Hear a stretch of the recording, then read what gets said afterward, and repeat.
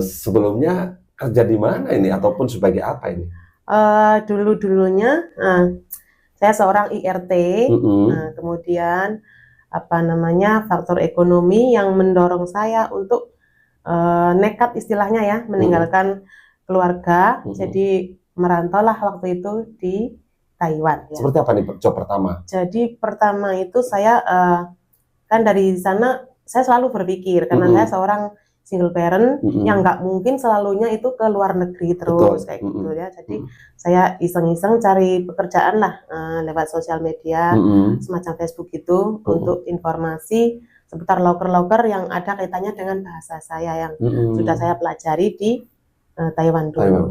Dia melaporkan sama saya untuk disampaikan sama Cinanya bahwa pekerjaannya terkendala karena alatnya rusak begitu, mesinnya rusak gitu. Jadi cara penyampaiannya gini. 老板不好意思，刚刚有一个工人过来找我，然后他跟我说是有一个焊机，它现在坏了，然后要先等一下，还是要换别的焊机。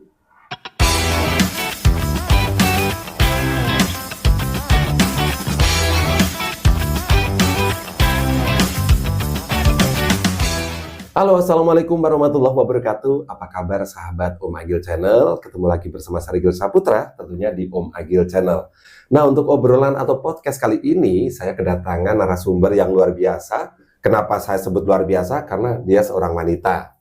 Dan katanya single parent, iya kan? Ya, nah, nanti kita akan kulik bersama. Dia adalah Mbak Minu, yang punya pekerjaan ataupun profesi sesuai dengan APD yang dikenakan. Tentunya tidak semua orang bisa mengenakan APD seperti ini ya. Karena bekerja di perusahaan asing, ini seorang translator ataupun penerjemah di bidang pekerjaannya dengan bahasa Mandarin. Nah, kali ini kita akan ngobrol langsung perkenalan dengan Mbak Minu. Apa kabar Mbak Minu? Alhamdulillah sehat Mas Agil. Terima kasih sudah berkenan gabung di Om Agil Channel. Kita akan berbagi informasi untuk sahabat Om Agil semuanya terkait dengan pekerjaan yang digeluti Mbak Minu dan juga suka dukanya tentunya tidak lepas dari itu ya, karena semua bidang tentunya ada pro, kontra, suka dan duka. Sebelum ke pembahasan topik utama kita, boleh sekilas tentang Mbak Minu sebelumnya kerja di mana ini ataupun sebagai apa ini? Dulunya saya seorang IRT, kemudian faktor ekonomi yang mendorong saya untuk nekat istilahnya ya, meninggalkan keluarga, jadi merantaulah waktu itu di Taiwan. Di Taiwan, gitu. Berapa lama ini? Ini kurang lebih waktunya 6 tahun. 6 tahun. Tahun berapa nih kira-kira? Tahun 2009 saya berangkat pertama itu. Nah, ini juga pernah kayaknya nicipi dunia biduan ya, entertain di Wonosobo, betul ya? Ya. Berapa lama ini Mbak Minu? Itu nggak lama ya, cuman waktu yang sedikit sekali, sebentar sekali itu. Ya ceritanya karena dulu kan kita seorang buruh migran, terus mungkin di sana kan kita kadang punya waktu luang untuk menyalurkan hobi kita, menyanyi kayak gitu. Jadi ada sebuah aplikasi yang untuk bisa menyalurkan hobi kita. Dari sana teman-teman bisa ngelihat kita, mungkin ada pujian-pujian sedikit ya gitu, mungkin suara saya bagus atau bagaimana semacamnya ya.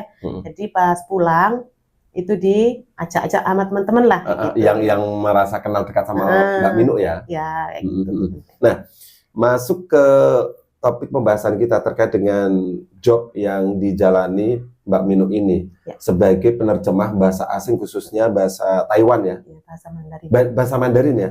Nah, ini kan tidak mudah meskipun banyak orang yang bisa menggunakan bahasa Mandarin.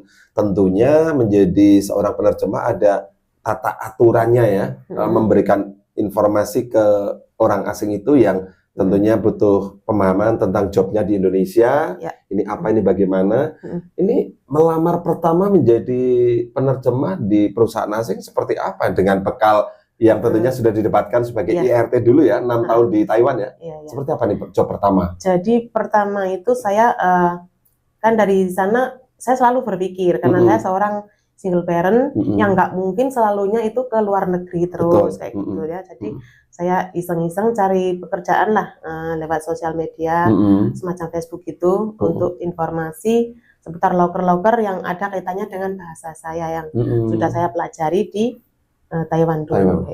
Terus selama ini sudah berapa perusahaan ini untuk menjadi penerjemah di beberapa perusahaan asing di Indonesia nih? Waktu yang pertama itu saya datang ke Sulawesi, jadi melalui kayak semacam agen lagi ya gitu ya. Jadi dari sana saya mulai. Dulunya itu saya cuma memperkenalkan, mengarahkan teman saya dulu untuk ke sana. Cuman berhubung dia mungkin katanya kurang mental apa gitulah semacamnya, terus saya bilang nanti saya nyusul. Nah kemudian dia berangkat duluan, akhirnya dia mau, terus dia bilang waktu saya sudah pulang itu infokan di sini ada loker, kamu bisa langsung datang kayak gitu. Interviewnya susah nggak, berapa lama? Karena ini kan terkait dengan menerjemahkan bahasa Mandarin ke warga sana yang kerja di Indonesia, begitu ya? Gimana nih? Ya pertama datang saya diajak ke kantor ya, ke kantor perusahaan asing tersebut untuk perkenalan diri. Jadi dikasih tahu, jadi pekerjaan di sini seperti ini kayak gitu. Tapi pada waktu pertama kali saya belum terjun ke lapangan, jadi belum sebagai yang benar-benar penerjemah kayak gitu ya. Jadi di sana itu cuman di sebuah ruangan. Intinya seperti itu. Jadi belum banyak berkomunikasi dengan pekerja lokal ya, sama yang asingnya itu. Ini menarik sekali sahabat Omegle Channel. Kita akan ngulik Bunda Minu ataupun Mbak Minu. Jangan panggil Bunda ya. Enggak apa-apa. Meski udah tua ya faktanya. Udah tua, udah. Kita akan kembali bahas tentang pekerjaan dari Mbak Minu ini sesaat lagi. Tetap gabung di Omegle Channel. Jangan lupa like, comment, subscribe, and share.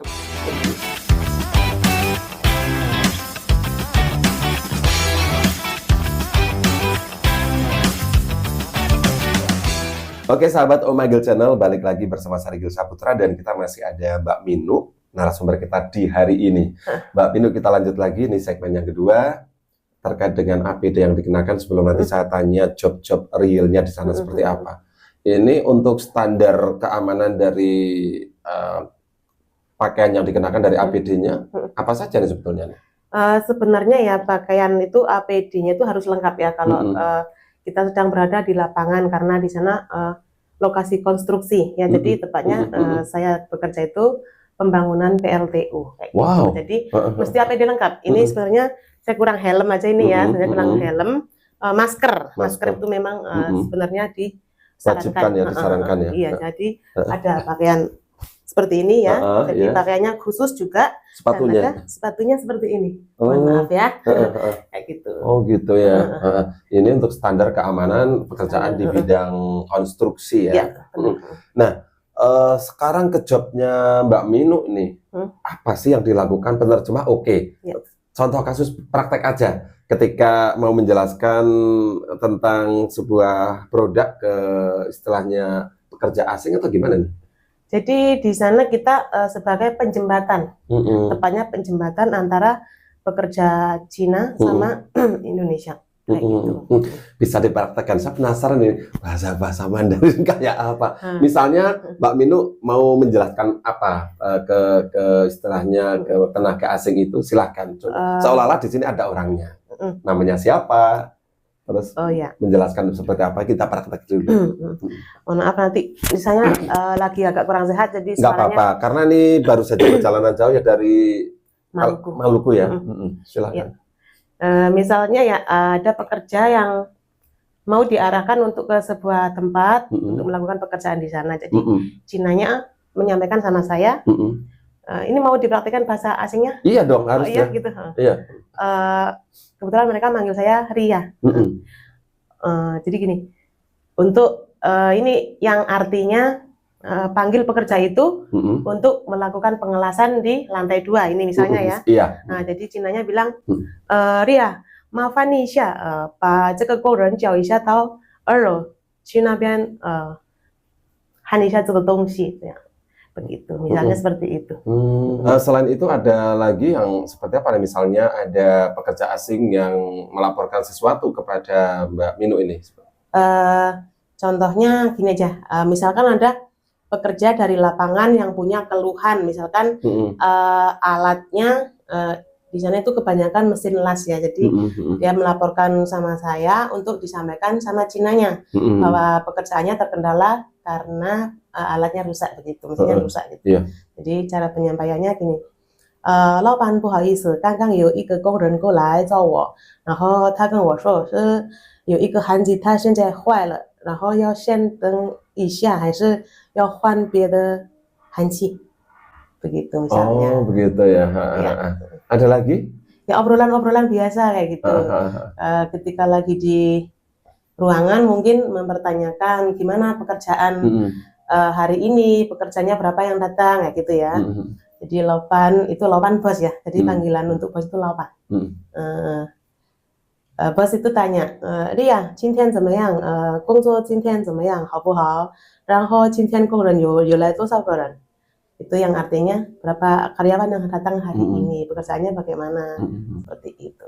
Saya jawabnya, 今天还可以，来的工人挺好的，挺多。Jadi hari ini lumayan, pekerjaannya agak banyak, kayak gitu, jadi lancar kayak gitu. Luar biasa, keren ya. Terima kasih ya. Sama-sama. Sudah ada informasi dan edukasi dari Mbak Minu ini terkait dengan bahasa Mandarin yang digunakan sehari-hari untuk karyawan yang ada di Maluku ya? Maluku. Di Maluku. Ini setiap menjelaskan sesuatu ataupun dia nanya apa, Mbak Minu ini langsung tanggap paham ya? Seluruh bahasa yang mereka pahami? Atau ada kesulitan nggak? Kadang ada kendala sedikit yang, karena itu kan bahasa lapangan yang memang kita belum pernah dapat ilmunya di sewaktu menjadi pekerja migran dulu. Beda ya? Itu bedanya sangat jauh sekali. Tapi kurun waktu berapa lama Mbak Minu bisa adaptasi, mengerti, oh ini bedanya dulu waktu IRT, sekarang di lapangan kerja seperti ini. Langsung bisa istilahnya dalam waktu kurun waktu yang relatif singkat bisa memahami. Ya lumayan singkat itu. Cuman yang penting kita bisa menyampaikan, intinya apa namanya, kayak Cina menyuruh saya untuk menyampaikan seperti ini, yang dia maksud tahu. Jadi yang banyak kita pelajari di bidangnya yang sekarang di konstruksi ini, kita mesti banyak tahu nama-nama alat, misalnya yang seperti itu. Itu yang mesti kita pelajari lagi.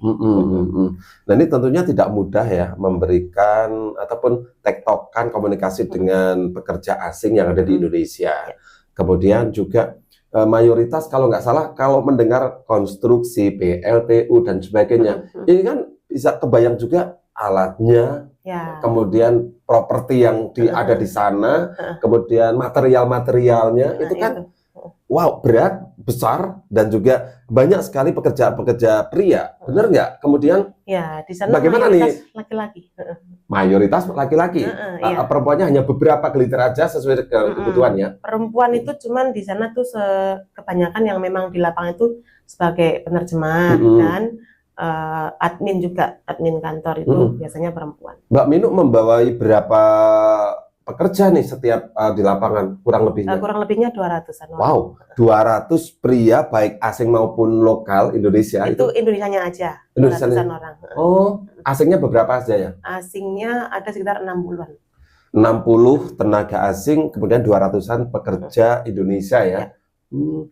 Pernah nggak, maaf nih, barangkali karena di situ jauh, semuanya jauh dari keluarga, Mbak Minu juga sana bekerja, lawan jenis, maaf nih, ini agak-agak ke situ, silakan yang punya hak jawab Mbak Minunya. Pernah nggak sih ada yang merasa baper dengan mungkin kecekatan, kepiawaian dari Mbak Minu menjelaskan ke tenaga asing yang di situ, kemudian mungkin baik orang asingnya sendiri ataupun warga lokal, pekerja lokal yang di situ kayak baper ke Mbak Minu? Nah, jadi gini, karena kita ini kan memang sudah memutuskan untuk bertekad ya, bertekad untuk terjun di dunia konstruksi itu.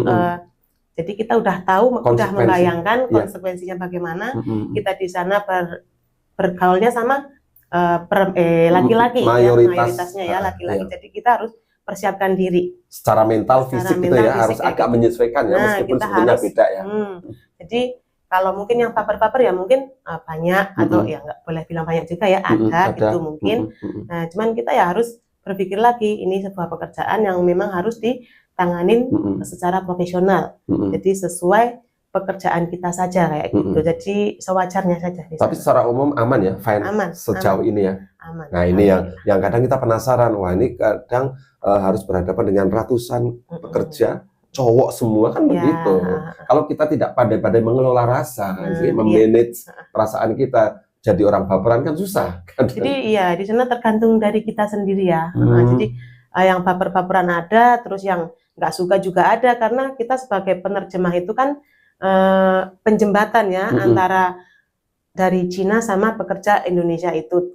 Jadi kita itu memang harus menyampaikan secara realita. Jadi apa yang disampaikan sama saya itu pun yang harus saya sampaikan kepada antar pekerja tersebut. Jadi kita harus bisa mengelola dulu.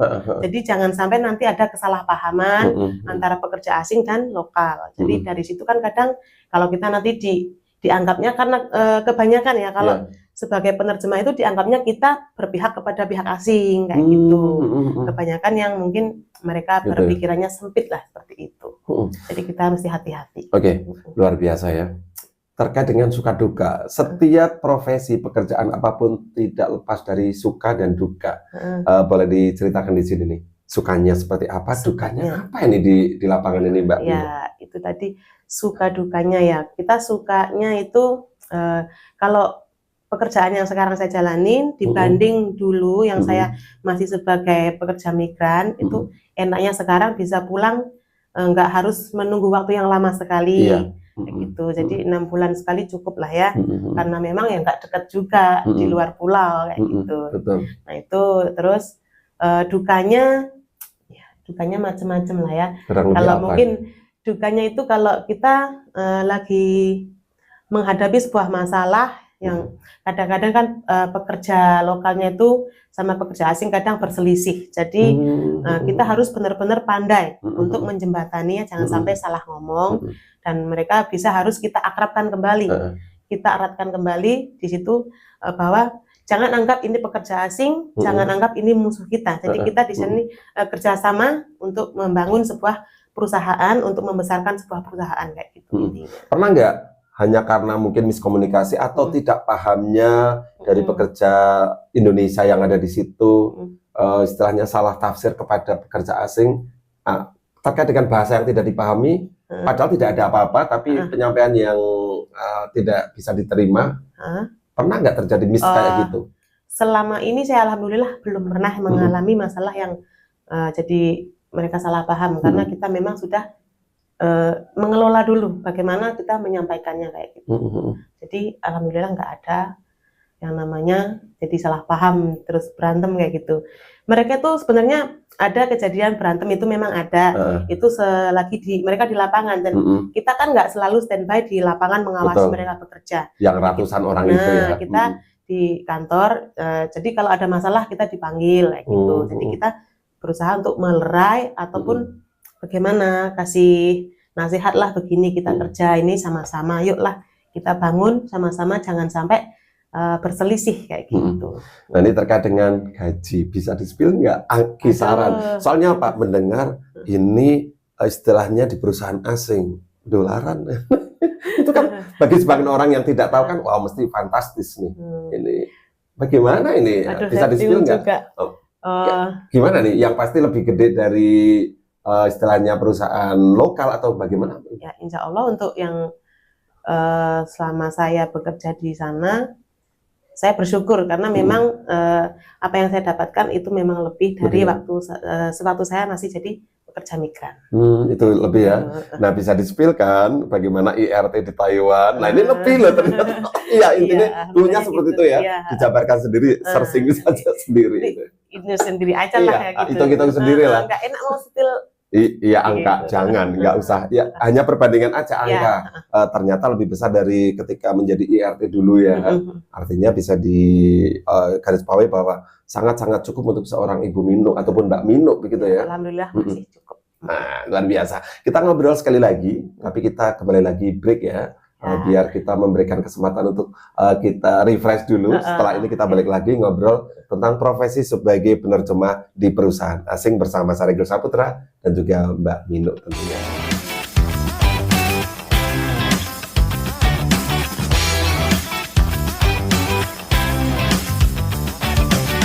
sahabat Om Agil Channel, kembali lagi ada saya Regil Saputra dan Mbak Minu. Kita di segmen 3. Sebelum closing, saya masih istilahnya terfikir untuk beberapa pertanyaan lagi. Nggak apa-apa ya? Iya, nggak apa-apa Mas Agil. Mbak Minu, menjalani profesi yang tidak lazim dilakukan oleh seorang wanita pada umumnya ya, bekerja di perusahaan asing, dengan konstruksi yang luar biasa, kemudian ratusan karyawan, tentunya tidak mudah. Akan tetapi Mbak Minu ini sudah menjalaninya di 2 perusahaan ya, 2 kali Sulawesi sama Maluku. Ya. Luar biasa. Nah, dari pekerjaan yang digeluti tentunya cuannya banyak nih.